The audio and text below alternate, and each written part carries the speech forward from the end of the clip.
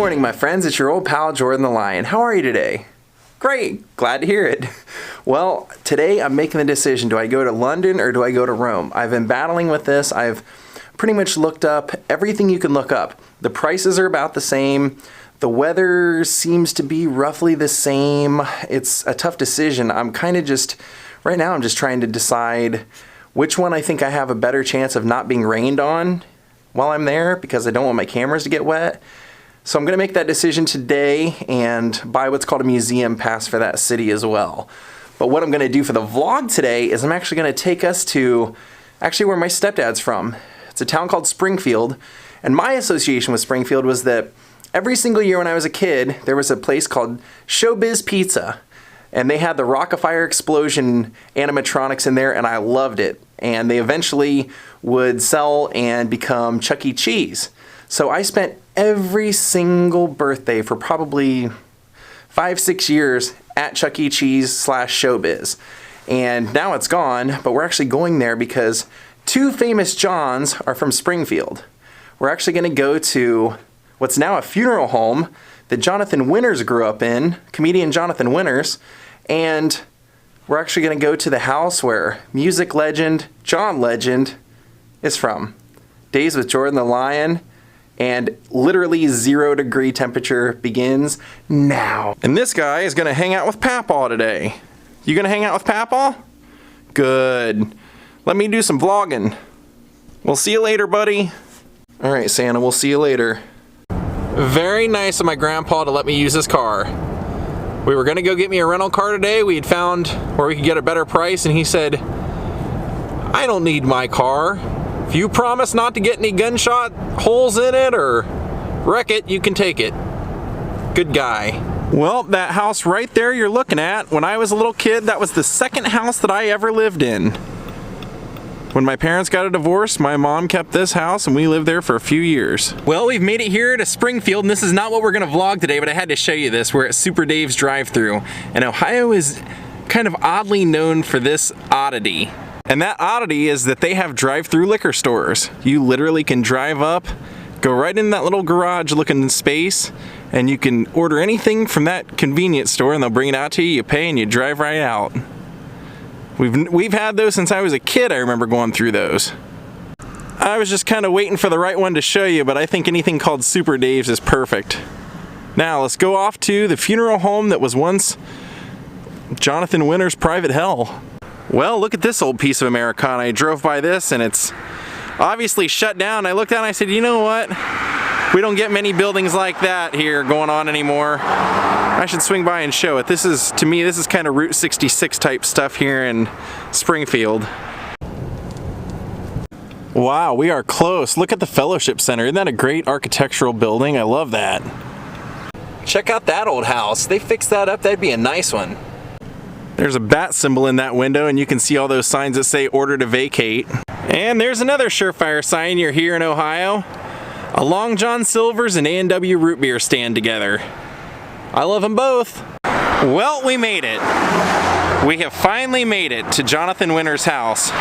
And like I said, now it's a funeral home. And that's it.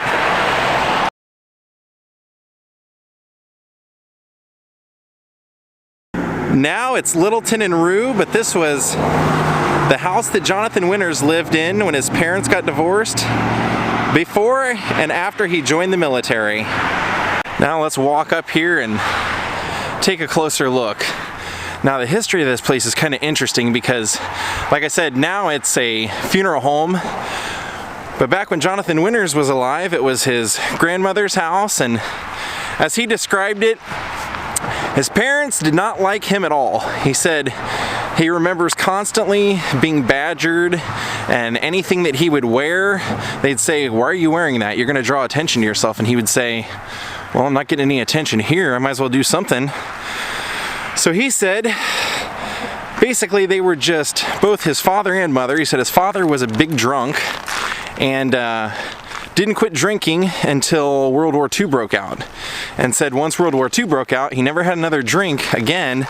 However, he said he got angrier and meaner than ever, and said he would eventually marry another woman who was also that way, and said they were basically a match made in heaven. He said they were both extremely angry, extremely mad, and he said he always had a dream, because they moved down to Florida, of buying an alligator and shipping it to him in the hopes that it would work its way up the stairs and give him a little bit of excitement in their life. But he said that he joined the military, and he said mainly it was just to get out of the house, because once his parents got a divorce, his mother was in radio and brought him to live here with his grandmother. So it was him, his grandmother, his mother, and his mother eventually got remarried to a stepfather, and Jonathan said he was the only good one out of the bunch. But Jonathan said that he moved here and actually had a trunk upstairs in his room that he would keep some of his mementos in. And when he just couldn't take it any longer at the age of 17, he joined the military and moved away.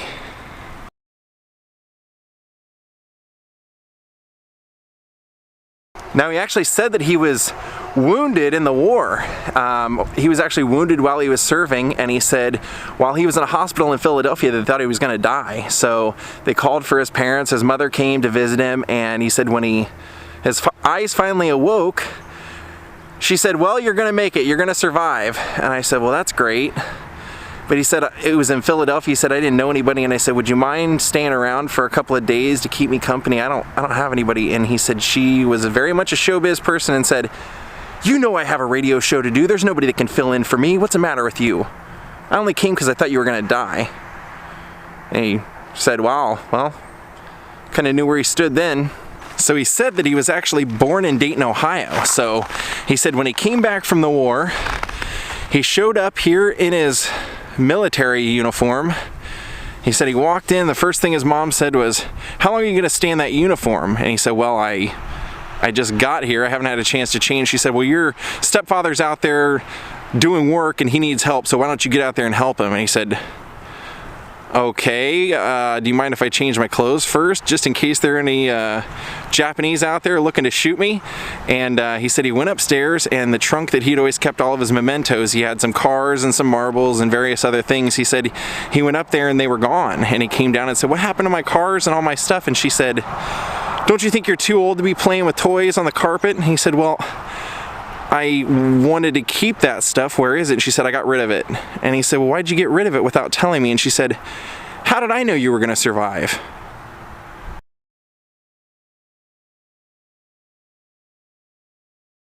He said this was basically just a hell. He said that his parents never liked him, never treated him well, and he couldn't wait to get away. So once he had the chance, he moved back to Dayton, started attending the Dayton Art Institute, and said there he had a teacher that would watch him and said, "Winters, you should be in show business. You have it. You've got it." And he said, "I never really had performed." He said, "Once in the military, out on there were thousands of soldiers out there, and they were doing a little bit of a performance, and they asked me if I could fill in." He said, "I had some sound effects and some things like that, but I never really had an act." And he said, "I never really had anybody that ever believed in me either." So he said, it wasn't until that teacher, he said, I kind of started thinking, hey, maybe I should go into show business. Maybe that's for me. And he said, I was attending the Dayton Art Institute, and I met a girl who had gone to Ohio State, and she ended up becoming his wife. He said she saw him and said, "You're the funniest guy I've ever seen. Why don't you go down to the Colonial Theater? They're holding a contest. You can win a watch." And he said that was pretty much how he got started in comedy and everything else. He said actually from there, WING, we call it Wing around here, two of the morning show guys from Wing saw him performing in a local contest, and they offered him a job on the radio. And he said, "I don't know anything about radio." They said, "All you have to do is say the time and temperature. That's it. And just introduce the next record." So he said, I did that for about 3 days, and I got bored, and I started interviewing myself. He said I would make up characters that were calling in. One of them, he said, I would call in and say, you know, I would start the show and say, "Hey, I have the pilot on the phone that just wrecked in the right airfield."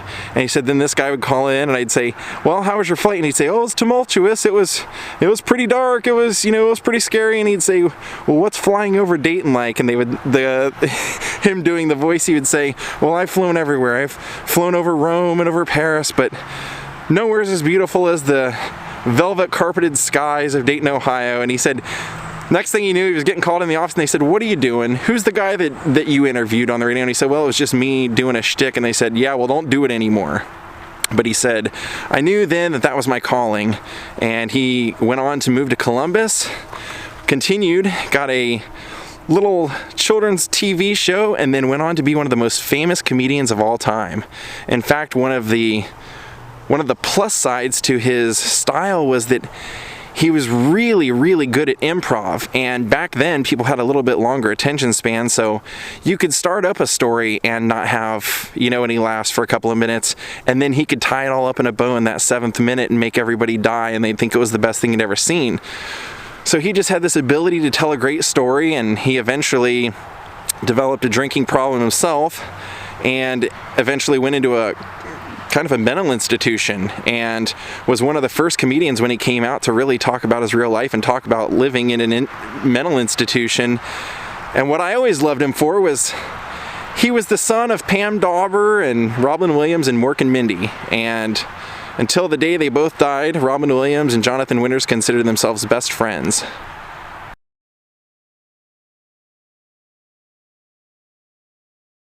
The front door is locked, but I can see the inside's really beautiful. I'm actually going to go inside, and I'm going to see if they'll let me just get some footage of the front and help continue to paint the picture of the house that Jonathan Winters lived in.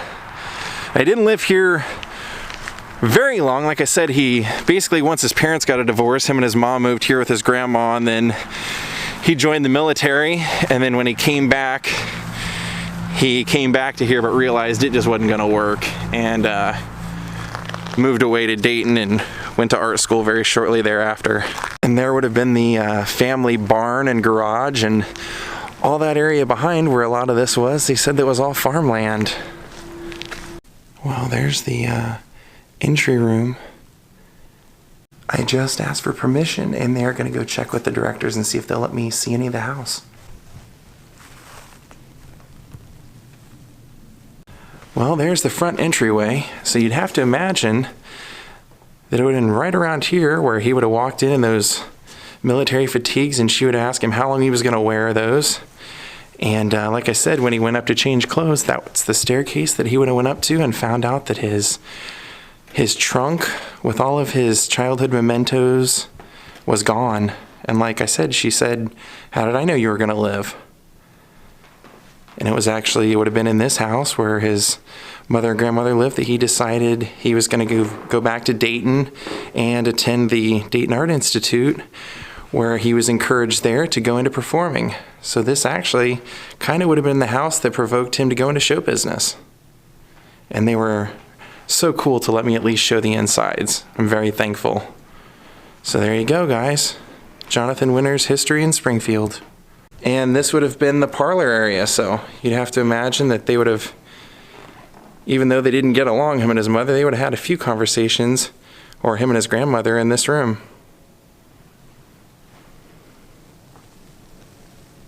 Well, that is so cool that they at least let me go in there and walk around. I mentioned that his bedroom was upstairs, and they said, well, that's pretty much just offices now, so there's probably not much you'd want to see. And to be honest, even though it kind of would have been cool without knowing what room he's in, I don't know that I would necessarily want to just go up there and walk office to office going, well, maybe it was this room, maybe it was this room, maybe it was this room.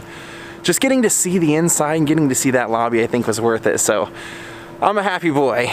Now, let's go see the other John, famous for Springfield, the childhood home of John Legend and his family.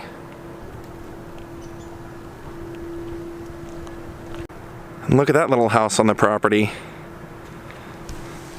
So you'd have to imagine, could have been any one of those windows up there could have been his room for a short time.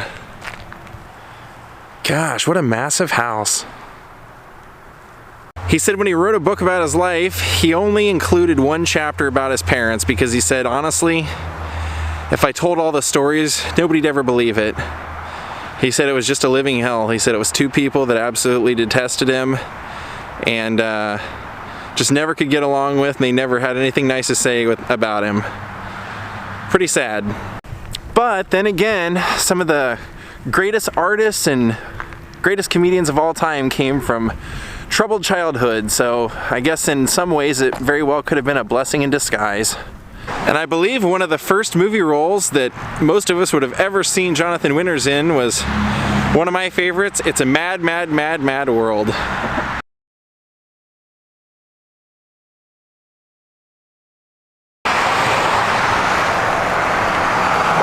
Well, I couldn't specifically find an address for the house of John Legend, but what I did find was a post that he made himself on Facebook once he had made it and was successful, of him out in front of the old house.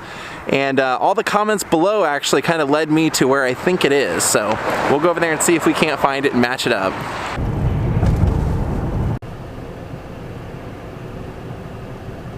Well, here we are. How serendipitous is this? Because today, when you're watching this, would actually be John Legend's birthday. That's right, 1978, December 28th, John Legend was born. And we can match up the photo of him standing in front of this house. He was pretty much right here. Now, John Legend actually, this house actually holds quite a bit of history, because John Legend was, for the most part, homeschooled, he said, from the age of, pretty much off and on. He had been homeschooled here by his mother, and he actually learned how to play piano in this house at the age of 7. And go figure that John Legend would also go to school here in Springfield, eventually when he went to high school, and then became the salutatorian of his class.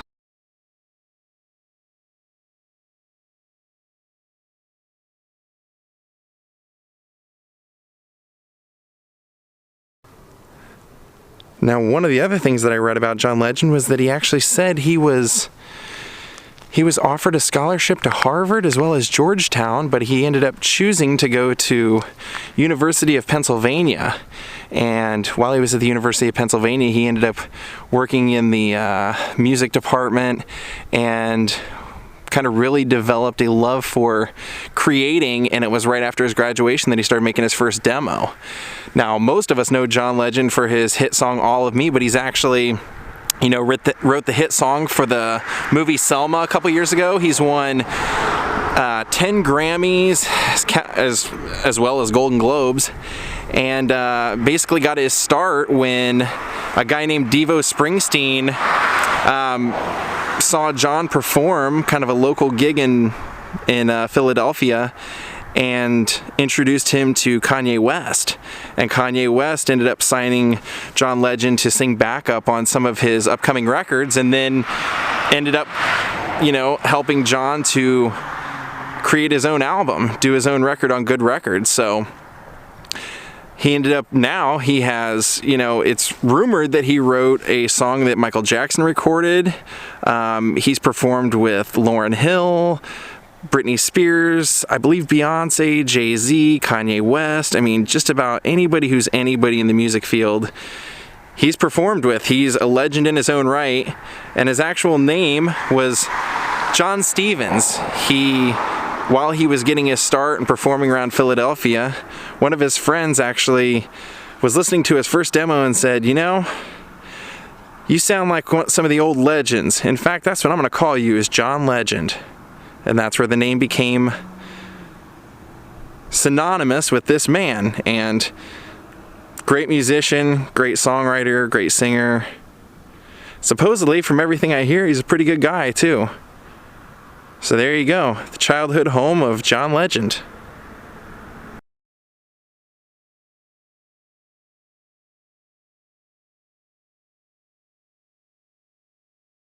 And he actually had 4 brothers and sisters, so this would have been a pretty packed house at the time. Now you can tell this barbershop's closed, but this is not even a block away from his house, so you almost wonder if he got his hair cut here. Or how many times did he get his hair cut here at Brady's Barbershop? Well, I'm not planning on eating here, but when I saw these out front, to me that screams roadside attraction. Look at that. Look at these jokers. Classic. I love it. I haven't spent a whole lot of time in Springfield, so this is all new to me.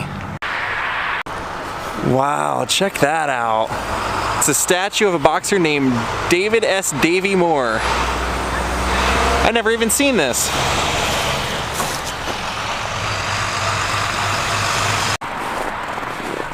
Well, now we gotta get home because Tara, Papa, and I are all going out to dinner together. Well, they finally have the lights on. I've been trying to show you guys this display for actually all week. And my grandpa got a Christmas gift of a book about Dayton history, Dayton sports history, and we were sitting there and he was reading some of the stories and we were laughing. Then he looks out the window and he said, "Look, they finally have all the lights on." So Tara had just pulled up and I grabbed my camera and came running out here just to show you guys. Who knows how long they'll have this on. Every time I've tried to film it for you this week, I've been over here about 2 hours later, about 8 o'clock, and they have half the lights off, so I didn't want to miss it this time. This is the house that actually won, I guess, best decorations in town this year.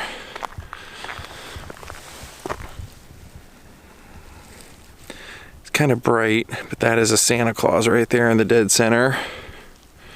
Looks pretty good, doesn't it? That's funny. One of the last times I came here, I had my girlfriend with me, and when you have somebody that knows you pretty well and then they start hearing you revert back to your native habits, they always point it out. And one of the ones that she would always point out, she said, whenever you're in Ohio, instead of saying "doesn't it," you always say "doesn't it." And I realized my sister says it, my mom says it, we all say it. So there you go. Finally got to show you the house. Now we're gonna go eat Texas tenderloin with my grandpa at one of his favorite places. He does this, I think, just about every week. Now, if you were wondering what Jonathan Winters actually was studying at the Dayton Art Institute, because you're like, you never told us, he was actually studying painting. He was considered a pretty good painter, but when he took an improv class in the drama department, his teacher said, "You're a natural. You'd be crazy not to do this." And so that's where it all went. He continued to paint, and actually they made a documentary about his life after acting and doing comedy. He pretty much painted forever and then sold his paintings at galleries. Well, we came for Texas tenderloin. There it is. Well, good evening, my friends. I hope you guys enjoyed our day today. I do realize that making a vlog with Jonathan Winters and John Legend probably more off the wall than you normally expect from me. And to be perfectly honest with you, I wouldn't consider myself a huge John Legend fan. I do enjoy his voice and I do enjoy his songs and his music, but it's not the kind of stuff I listen to all the time. But he was in La La Land, and I do like that movie. I did like him in that, and I actually was on a very brief scene in a TV show with him. Talked to him during the outtakes or the off time, and he was extremely nice. And so when I was looking around to do something while I was in the area, my stepdad had always taken us, he's from Springfield, and had always driven us by that funeral home and said that used to be Jonathan Winters' house, so I definitely wanted to do that. And then everybody pretty much knows Springfield because of John Legend. And when I found a picture of him in front of the house, couldn't find the address, I thought, this might be fun, seeing if I could find it. And believe it or not, I found it. And I hope you guys enjoyed this. I enjoyed it. And just so you know, when I got down over there, I actually went and filmed a whole other gigantic, epic vlog that you're gonna see in the future. That was a whole can of worms I completely did not expect to walk into when I did it, but it was a huge undertaking and I think you're going to enjoy it. Thank you so much for watching. I'll see y'all tomorrow, and I wanted to thank my newest Patreon, Cameron Weil. Thank you so much for becoming a Patreon. Everyone else, I think tomorrow, I might announce where my next trip's going to be. I've had it narrowed down to 2 places. I just haven't been able to decide, but I think I'm going to decide tonight, and I'll tell you tomorrow. Have a great night. Goodbye.